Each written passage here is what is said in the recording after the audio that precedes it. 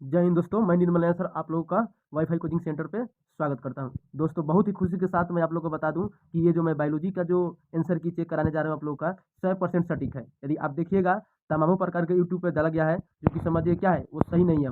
मैं खुद देखा हूं वहाँ पर गलत गलत लोग चेक करा रहे हैं। तो वैसे वैसे आंसर की चेक कर आप लोग डिप्रेशन में जा सकते हैं। तो सबसे पहले आप लोग सतर्क हो जाइए, जहाँ चेक करने जा रहे हैं वहाँ पर किस प्रकार चेक कराया जाता है ये भी देखना है। और मैं आप लोग को बता दूं ये वाईफाई कोचिंग सेंटर का फर्स्ट वीडियो है। मतलब आप दर्शकों से मेरा उम्मीद है और रिक्वेस्ट है कृपया लोग इस चैनल को सब्सक्राइब कर लीजिए। कारण कि इस चैनल के माध्यम से आपको तमाम प्रकार के जो भी 10th बोर्ड हो, चाहे 12th बोर्ड हो, चाहे कॉम्पिटेटिव से रिलेटेड, चाहे कोई भी सरकारी जॉब हो, इसके माध्यम से आपको हर एक चीज़ का नोटिफिकेशन गिरते रहेगा और अपने पढ़ाई में आप चार चांद लगा सकते हैं। अतः आप लोग से रिक्वेस्ट है कि आप लोग इस चैनल को सब्सक्राइब कर लीजिए। और मैं शुरू करता हूँ। यहाँ पर आपको 100% सटीक जवाब, अर्थात कहने का मतलब है एक भी ऐसा जवाब नहीं है जो आप इसको रॉन्ग ठहरा सकते हैं, गलत बता सकते हैं। क्योंकि जो मैं जानता हूँ वही करता हूँ, केवल मतलब व्यूज पाने के लिए काम नहीं करता। अतः आप सभी भाइयों और बहनों से रिक्वेस्ट है कि आप लोग चैनल को सब्सक्राइब कर लीजिए, क्योंकि अगले एग्जाम का भी आप लोग का नोटिफिकेशन चाहे जो भी हो 100% सटीक आप लोग को सही सही जवाब देखना है। ये नहीं कि गलत मिलाकर डिप्रेशन में चले जाए। ठीक है, तो इसको आप लोग को देखना है। तो क्वेश्चन स्टार्ट करते हैं। फर्स्ट क्वेश्चन क्या है, नग्न बीजियों में एंडोस्पर्म जो होता है की प्रकृति हुई होती है, क्या होती है, अगुणित होती है। क्या होती है, अगुणित होती है। अब आइए दोस्तों हम लोग आगे बढ़ते हैं। बोला है कि जो कौन स्ट्रेस यानी तनाव हार्मोन है, तो जो तनाव हार्मोन है वो क्या हो जाएगा, एबिसिसिक एसिड हो जाएगा। क्या हो जाएगा, एबिसिसिक एसिड हो जाएगा। अब आइए आगे हम लोग बढ़ते हैं। 3 नंबर क्वेश्चन आप लोग देखिए, निम्नलिखित में से कौन ओजोन परत हेतु सर्वाधिक हानिकारक है। सर्वाधिक हानिकारक आप देखिएगा तो SO2, ठीक है। उसके बाद मतलब CO2 ये भी है, फ्रीऑन भी है, ये भी है। तो इनमें से क्या हो जाएगा, सही हो जाएगा, यानी सब भी हो जाएगा।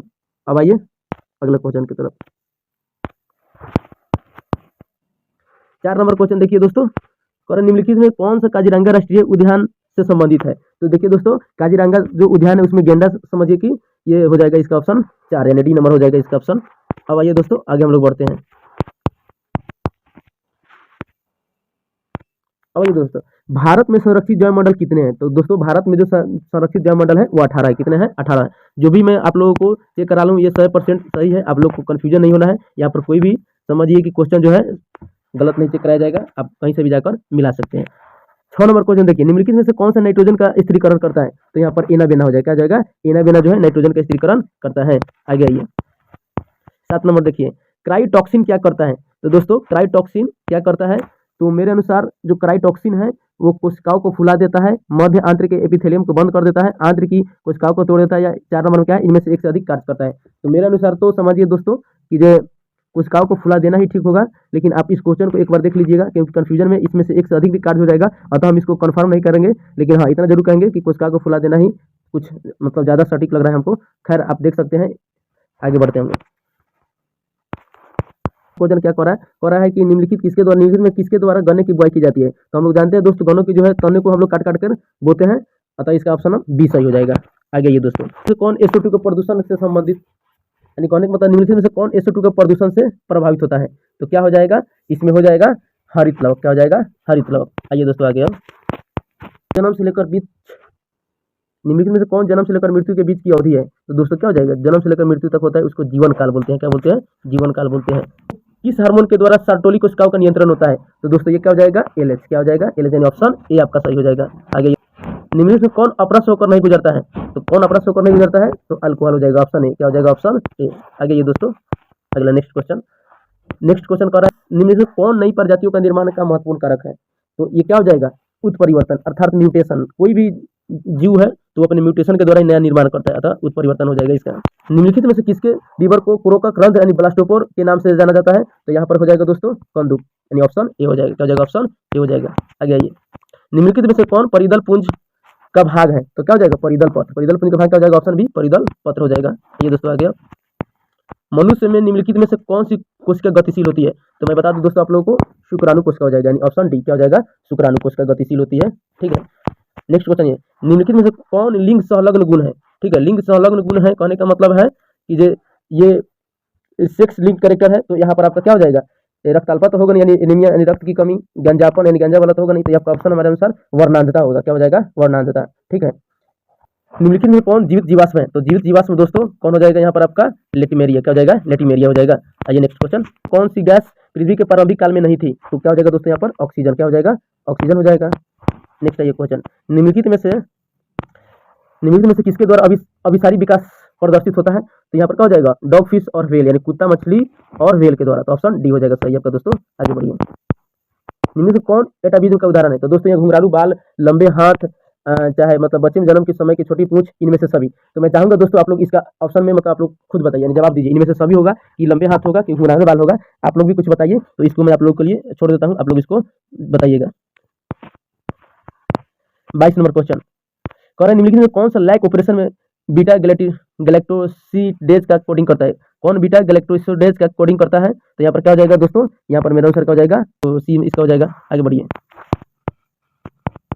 निम्नलिखित में कौन सा यौन संचारित रोग है? तो दोस्तों ये आप क्लास 10 में भी पढ़े होंगे, सिफिलिस और गोनेरिया। क्या हो जाएगा, यौन संचारित रोग है, तथा ए और बी दोनों सही हो जाएगा। आगे हम लोग बढ़ते हैं, निम्नलिखित में से किस स्तर पर भ्रूण का हस्तांतरण फैलोपियन नलिका में किया जाता है? तो क्या हो जाएगा, इसका ऑप्शन बी हो जाएगा, 32 कोशिकीय भ्रूण का। आगे बढ़ते हैं दोस्तों, निम्न से कौन मानव जनसंख्या के वैज्ञानिक अध्ययन को दर्शाता है? तो जनसंख्या के वैज्ञानिक अध्ययन को दर्शाता है, उसको जनसंख्यांकी बोलते हैं। ये तो बहुत ही नॉर्मल क्वेश्चन है, आप लोग समझ सकते हैं। ये दोस्तों नेक्स्ट, निम्नलिखित में कौन मनुष्यों में की त्वचा रंग कैसे निर्धारित होती है? तो त्वचा का रंग मेलानिन के कारण होता है। तो यहाँ पर क्या हो जाएगा, मात्रा समझिए, मात्रात्मक। पूरा में 8 स्कोर कैसे बनता है? तो यहाँ पर क्या हो जाएगा, एक समसूत्री और एक अर्धसूत्री। अदर ऑप्शन आपका बी हो जाएगा। यहाँ पर महिला रूपी लक्षण वाले पुरुष को क्या कहते हैं? तो दोस्तों महिला रूपी वाले पुरुष को हम लोग गाइनेंड्रोमार्क बोलते हैं। क्या बोलते हैं, गाइनेंड्रोमार्क बोलते हैं। ये नेक्स्ट क्वेश्चन, 29 नंबर क्वेश्चन, निम्नलिखित में से किसके द्वारा विकासशील शुक्राणु का पोषण होता है? तो क्या हो जाएगा, सर्टोली कोशिका। क्या हो जाएगा, सर्टोली कोशिका। नेक्स्ट आइए दोस्तों, निम्नलिखित में से किसने म्यूटॉन, सिट्रॉन और रिकॉन पद प्रतिपादित किया है? तो दोस्तों ये आपका क्या हो जाएगा, बेटसन हो जाएगा। ठीक है,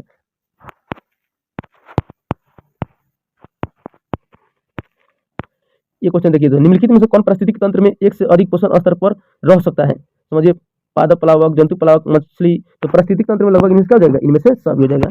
नेक्स्ट आइए दोस्तों, नारियल के मध्य फल विधि की प्रवृत्ति क्या होती है? तो नारियल के जो बीच में होता है, ठीक है, उसका क्या होता है, गुदेदार होता है, उसके अंदर क्या होता है, गुदे होता है। आगे बढ़िए, निम्नलिखित में से किसमें पुंगमों का निर्माण होता है? तो दोस्तों में पुंगमों का निर्माण पुंकेसर में होता है। कहाँ होता है, पुंकेसर में होता है। आगे बढ़िए दोस्तों, मनुष्य में सहलग्न समूहों की संख्या क्या होती है? तो देखिए सहलग्न का बात किया है, इसलिए क्या हो जाएगा, 23 हो जाएगा। अब अलग संख्या नहीं पूछा है, एक साथ पूछा है सहलग्न। ठीक है, अर्थात कहने का मतलब है लिंकेज ग्रुप में पूछा है, तो 23 जोड़ा हो जाएगा। अब आइए फिर कह रहा है, निम्न में कौन गुणसूत्रों की मूल संख्या को दर्शाता है? तो 2n हो जाएगा। क्या हो जाएगा, 2n। आइए, मैंग्रोव वनस्पतियां कहाँ पाई जाती है?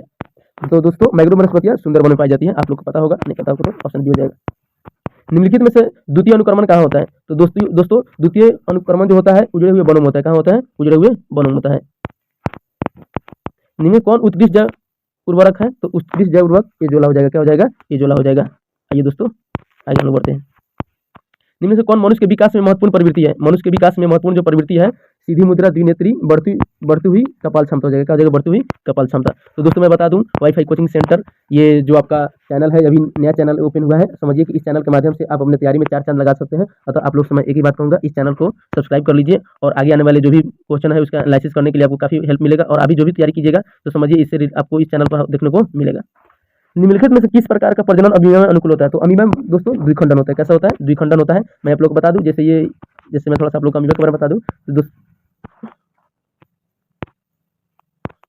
तो दोस्तों जैसे मान लीजिए ये आपका अमीबा है, क्या होगा, धीरे धीरे बीच में से टूट के अलग अलग दोनों हो जाएगा, और ये एक अलग हो जाएगा, ये अलग हो जाएगा, अतः द्विखंडन यहाँ पर हो जाएगा।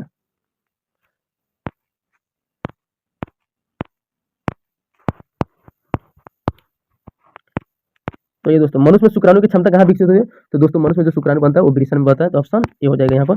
आगे आइए, निम्नलिखित में से किसके द्वारा जुड़वा भाइयों का विकास होता है? तो दोस्तों जब एक ही युग्मज हो जाएगा। ऑप्शन ए, जिससे क्या होता है, जुड़वा भाइयों का निर्माण होता है। पोमिकल्चर निम्नलिखित में किससे संबंधित है? फल से। पोमिकल्चर किससे संबंधित है? फल से संबंधित है। फलों का अध्ययन से पोमिकल्चर संबंधित होता है। निम्नलिखित में से कौन पारिस्थितिक तंत्र के जैविक घटक है? तो पारिस्थितिक तंत्र के जो भी जैविक घटक है क्या हो जाएगा, उत्पादक हो जाएंगे। ठीक है, क्या हो जाएगा, उत्पादक हो जाएगा। निम्न कौन समुद्री मछली है? तो दोस्तों ये जो समुद्री मछली क्या हो जाएगा, हिल्सा हो जाएगा। क्या हो जाएगा, हिल्सा हो जाएगा। आगे बढ़िए, निम्न से कौन कुनैन का स्रोत है? कुनैन जो सिनकोना से प्राप्त होता है। किससे प्राप्त होता है दोस्तों? सिनकोना से प्राप्त होता है। आगे आइए, काष्ठीय आरोही लताएं कहाँ पाई जाती है? तो दोस्तों मैं आप लोग को बता दूं, काष्ठीय जो आरोही लताएं हैं समझिए वो कहाँ पाई जाती है, उष्णकटिबंधीय वर्षा वन में पाई जाती है। उष्णकटिबंधीय वर्षा वन में पाई जाती है। नेक्स्ट क्वेश्चन, निम्न में किसका प्रयोग फसली पौधे में उत्परिवर्तन हेतु होता है? तो दोस्तों आप लोग को इसको बताना है, ठीक है। इस क्या हो जाएगा यहाँ पर समझिए कि गामा किरणें का, किसका होता है? गामा किरणों का। अगला क्वेश्चन देखेंगे दोस्तों, निम्नलिखित में से ट्यूबर किसके द्वारा कायिक प्रवर्धन होता है? तो ये हो जाएगा आलू, ऑप्शन सी हो जाएगा। क्या हो जाएगा? ऑप्शन सी हो जाएगा। निम्नलिखित में किसमें गुणसूत्र का एक अतिरिक्त जोड़ा पाया जाता है? तो दोस्तों एक अतिरिक्त जो गुणसूत्र का जोड़ा पाया जाता है उसको ट्राइसोमिक में पाया जाता है। किसमें पाया जाता है? ट्राइसोमिक में पाया जाता है। तो ये दोस्तों अगला क्वेश्चन, निम्नलिखित में किस विधि द्वारा कैंसर कोशिकाओं का विभाजन होता है? तो समसूत्री द्वारा क्या होता है? कैंसर कोशिकाओं का विभाजन होता है। आगे बढ़िए। निम्नलिखित में से कौन आरंभिक कोडोन है? एयूजी हो जाएगा। क्या हो जाएगा? एयूजी। बायोलॉजी शब्द का प्रतिपादन किसने किया था? तो इसका हो जाएगा अरस्तु। क्या हो जाएगा? अरस्तु। ऐसे तो हम लोग जब पढ़िएगा बायोलॉजी शब्द का तो लेमार्क और ट्रेविलिनस होगा, लेकिन यहाँ ऑप्शन के अनुसार हम लोग अरस्तु चलेंगे। निम्नलिखित में किसका संबंध पीली क्रांति से है? तो दोस्तों पीली क्रांति का संबंध तेलहन से होता है। आगे बढ़िए। पौधे के किस भाग से लौंग प्राप्त होता है? तो दोस्तों पौधे के जो पुष्प होता है उससे हम लोग क्या करते हैं? लौंग प्राप्त करते हैं। कट गया है, लेकिन इसका जो आंसर हो जाएगा इसका सी ऑप्शन हो जाएगा। क्या हो जाएगा? सी ऑप्शन हो जाएगा। निम्नलिखित में कौन घुलनशील आयरन है? कौन घुलनशील आयरन है? तो टी आर एन है। क्या हो जाएगा? टी आर एन हो जाएगा यहाँ पर आप लोग। आगे बढ़िए। निम्नलिखित में किस बंधन में डीएनए में न्यूक्लियोटाइड बंद होते हैं? तो दोस्तों हाइड्रोजन बंध में। किस में हो जाएगा? हाइड्रोजन बंध में। निम्नलिखित में कौन समृद्धि अंगों के उदाहरण है? तो दोस्तों पक्षी और तितली के पंख हो जाएगा, यहाँ पर चमगादड़ के पंख हो जाएगा। तो देखिए ये सब दिया है, तो समझिए कि लगभग इसमें जब दोनों में आ गया तो इनमें से हम सभी ले लेंगे। क्या हो जाएगा? ऑप्शन डी हो जाएगा। 61 नंबर क्वेश्चन देखिए दोस्तों, निम्नलिखित में किसके द्वारा जलकुंभी में परागण होता है? तो जलकुंभी में जो परागण होता है तो ये तो कीट के द्वारा ही होगा, ठीक है।